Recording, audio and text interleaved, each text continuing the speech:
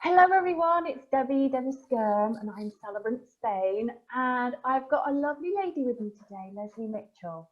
Now I met Lesley through the Celebrant Success Accelerator program and we kind of chat every week. So I'll leave Lesley to introduce herself. Take it away, Lesley. Hi, thank you, Debbie. My name is Lesley Mitchell and I live in Kent. I'm originally Scottish. I moved down from Aberdeen last year and I have been a celebrant for 5 years and just love what I do. What's the name of your business, Lesley? Celebrant Ceremonies All Ways. And being a canny Scot, it used to be Celebrant Ceremonies Aberdeen.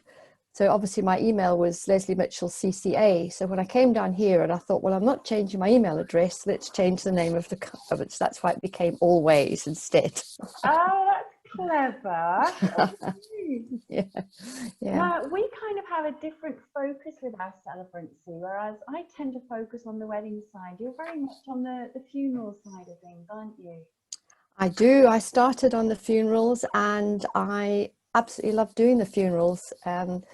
It's something that's evolved. I came to it obviously later in life, and there's the experiences that the life experience I've had, the life university, as it were, that I've gone through, has made me feel equipped to do funerals and to talk to people, because quite honestly, there's not an awful lot they're going to tell me that I haven't actually either experienced myself or know someone that has done it. So that's why I feel confident in doing it. And dare I say, I know I'm good at that side of it. So yes, I enjoy it. Yes. Yeah, I mean, you've done how many hundreds of ceremonies? I've done 500 funerals. Yes. There you go. Yes. I mean, people wouldn't, it's word of mouth a lot of the time, isn't it? I mean, we don't really push ourselves out there advertising too much. It's your reputation that goes before you. Absolutely. I was extremely lucky in Aberdeen. Once I trained another celebrant in our fellowship, Gaynor, was moving down to France. So I literally stepped into her shoes and took a lot of her work that she would have had. And Aberdeen, although it's a city, quite a small place, and having lived there for 40 years, and I'm a Rotarian, and I had a florist business before, my children went to school there, I knew a lot of people. So I was very lucky on that scale, and was asked for, and I still do go back to Aberdeen when asked to do funerals. It gives me a weekend up there. And down here, of course, it was, having been here a year, it's been different. I've had to start again. There's a lot of celebrants in Kent, particularly, and when you walk into the funeral director, they sort of look at you. But when I said no, I'm not a new one. I'm experienced, and they listen to you. So I've been very lucky. They've given me the chance, and up till now I have had 5 families ask for me again. So that's within a year. So it's good, it's getting there. And as you say, it's totally word of mouth. People hear you at a service and say, oh, they'll come out and say, that's what I'd like. I'd like you to do my service when I go. I always just say, lovely, but I don't take advance bookings. And we have a little laugh about it. Yeah. So when you go and see a funeral director, how do you introduce yourself? Do you go in cold, or do you send them a letter beforehand or phone them up? How does that work? Oh, Debbie, I think the panel's out on that. It's everyone. I mean, people, you get advice to take biscuits and sticky buns, but basically, I just drop in, to be honest. And to be honest, in most of the cases, it's not the funeral directors; it's the funeral arrangers you've got to get past. You don't meet the funeral directors in England until you actually get to the crematorium most times. So it's the funeral arrangers you've got to keep on your side, as it were. And certain the big companies like the Co-op or Dignity, their arrangers move around and change, new ones come in all the time. So it's an ongoing thing. So what I do is I have 2 days a week, when a Tuesday and a Friday, which I'm normally free. So one of those days I take to myself if I haven't got funerals, and the other days I just go and visit all my funeral directors. Go in. If the funeral director, him or herself, is there, great. If not, it's the arrangers. And I've since been down here in Rotary with somebody, with 2 funeral directors actually, and obviously we have the chit chat. And they say that there's so many new ones come in that they feel sorry for them, but they really haven't got time to. It's their reputation that's at stake, so they just can't take the risk. So it is a catch-22 of how you actually get going. But basically, and one field director said, he just basically said, you can bring me what you like, I'm not interested in it. I want a firm handshake, I want you to look me straight in the eye, and I want to see you nicely dressed. He said, that's what I want to see before you even open your mouth. And it's quite right. And in the same vein, when I go to visit a family, this is just me because I'm very traditional, I always go dressed. And some people go in jeans or, with hair all untidy, what have you. But that's not the type of family that I'm doing the funeral for. And there's the motorbike ones that want that type, and that's fine. But I'm hoping that the funeral directors who choose me because I am the type of person that will fit the family that they've got. So that's just basically would be my advice for anybody starting out on it. It's a huge responsibility, Lesley, isn't it? I mean, I used to be a registrar of births, deaths and marriages, and I think it was the most rewarding aspect of the job. That if somebody could take your hand, you've got an Edie in your life, haven't you? Yeah. Bring her round and have a look. Bring her round. Hey, Edie, I've got a granddaughter called Edie as well. Yes, she's got a granddaughter, Edie, as well. Sorry. Here we go. This is Edie. Hi, darling. She's hungry. There's Edie. She's hungry, so she's going now. Sorry. Okay. Oh. Yeah. So it just shows life is normal, even for celebrants, isn't it? Yeah. We take whatever life throws at us, whether it's you don't. Warding off a cat from trying to jump on my keyboard, and you've got. Well, I'm glad she's not in the same room as me because I absolutely phobic about cats. I didn't know that about you. Yes, and it is. And, I have been so lucky in 500, funerals I've done. Obviously, we're not able to go in houses at the moment, but the houses I've been into, lots with dogs, but very few with cats. Or if there is one, on the odd occasion, I've had to say, would you mind? And nobody does. They all understand, yes. Yeah. Yes. Do you know where that comes from? Was there an incident? Oh, there was, yes. I went to university in South Africa, and my very good friend and I were walking back from, we used to call it Bioscope, the cinema, on a Saturday night, and a car ran a cat down, and it was in the gutter, and my friend who was doing zoology and biology went over and humanely killed the cat because there was no hope, which was fine. But she then took it back to our res, kept it in her room over the weekend, and she dissected it on the Monday morning. And somebody heard how upset I was about this, and so I was sitting one night and they opened the door and threw a cat onto my desk, and that was enough to just send me. So it's funny how phobias form, but that's exactly when it started, because we had a cat at home. And then ever after that, I couldn't go anywhere near the cat at home either.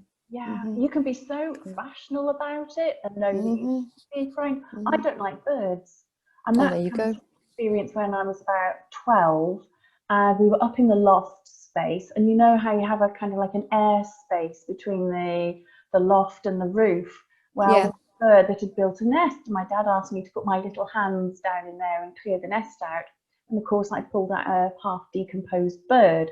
So ever since then, the thought of touching a bird just gives me the heebie-jeebies. I know birds can't hurt me. I think they're beautiful. I can't touch them though. Yes.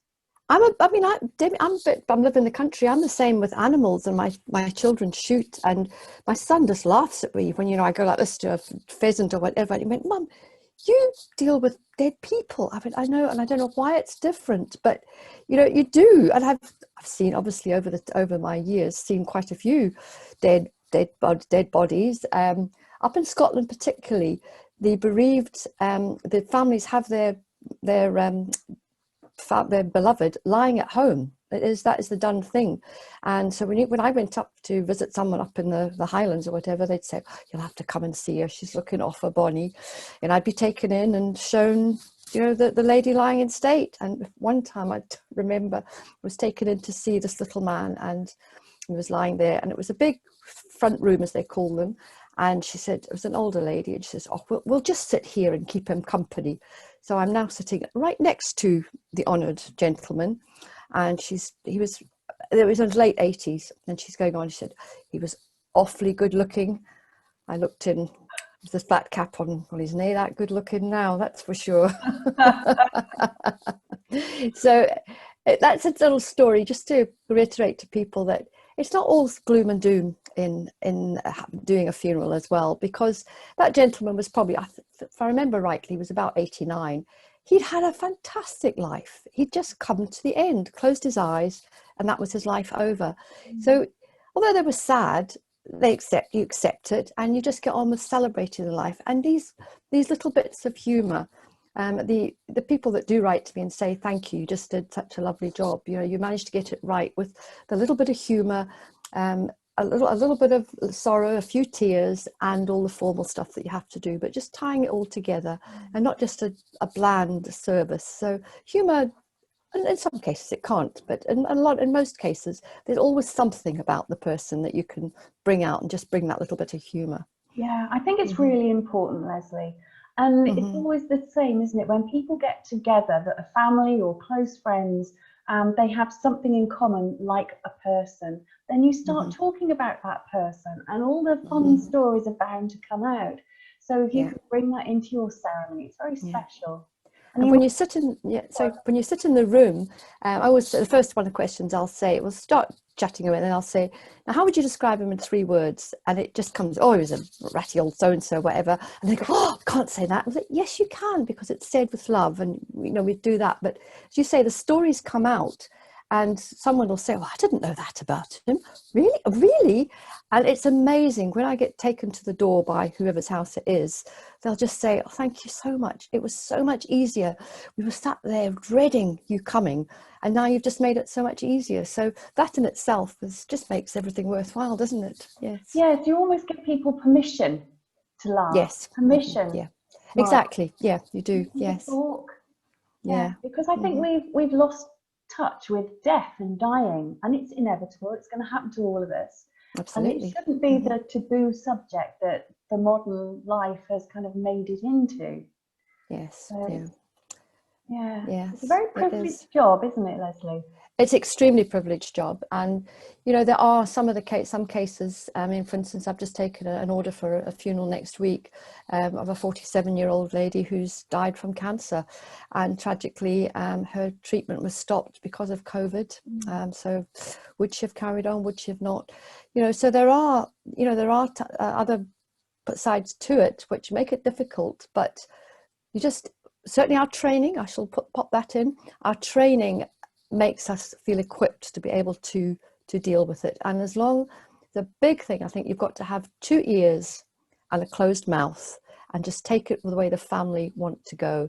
And if they want to grieve and make it sorrowful, then that's what they get. But if they don't want that, then that's the way we go as well. I remember one particular time, it was up in Aberdeen, and it was in a very working class area, and sent to a lovely family who sadly their brother had committed suicide. And obviously I've done quite a few suicides, so you know how to deal with it. When I got to the flat, I said, you know, it's really tragic circumstances, isn't it? And the other brother went, my brother would never kill himself. He didn't kill himself. So it's difficult to know how to go on this, you know, when the family don't believe he killed himself, but we know he did. You know, so you do get those awkward times as well, but you just have to get on with it. And that's probably the joy in the job, is when you're writing a wedding, you're getting all those little bits into it and working out how to do it. It's the same thing with writing a funeral, not everybody is going to agree with everything that the family have said, and you have to remember that your client is the person that you're responsible to. And there's been many a time, not too many, but where we've had nearly fisticuffs, and one occasion we had the police, and the families sitting apart, not speaking to each other, and you have to be a master of ceremonies as well. But I just go in and they'll say, oh, I hope she doesn't kick up, or I hope he doesn't kick up. And I just say, well, you know, on the day, I'm the boss. Whatever I say goes.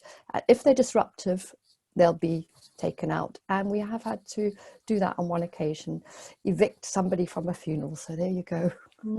Yeah, families, Family politics. I don't know. Mm-hmm. But Yeah. you touched on weddings there, and of course you Yes. don't just do funerals, you do weddings as well. And I know that you had one particularly special vow renewal ceremony. What was that all about? Oh, that was the one we just did recently. Yes, it was. The It was a diamond very. wedding I'm thinking of. Sorry. The diamond wedding is the one I'm thinking. The diamond. Oh gosh. Oh, that was a really special one. Yes. I think I touched on that. I lived in Africa, and this young couple came out to Africa, and they were actually my babysitters when I was 6 years old. And they went to boarding school, and they became my guardians at boarding school. And they didn't manage to have children of their own. They adopted, and the thing was reversed. I became guardian to their son when he came to boarding school in Scotland. So we've been together for so long. There's not much in life that we haven't done together. And it was their 60th anniversary, and he emailed me and said they live up in Scotland, in Kinross, and asked me if I would like to come. And he tentatively said, Susan says that you're doing special things now, and I said, yes, I'm a celebrant, Ian. And he said, well, do you think you could marry Margaret and I? And I said, well, I think I'm a bit late. You've been married for 60 odd years. And he said, I said, but what I can do is a renewal of vows. And I said, get onto Margaret on the phone. So she came onto the phone, and I told them what it involved, and they were absolutely over the moon. And we didn't. Their daughter came over from Australia, and their son from Aberdeen, and we didn't tell them what we were doing. So it was a bit of a surprise for them too.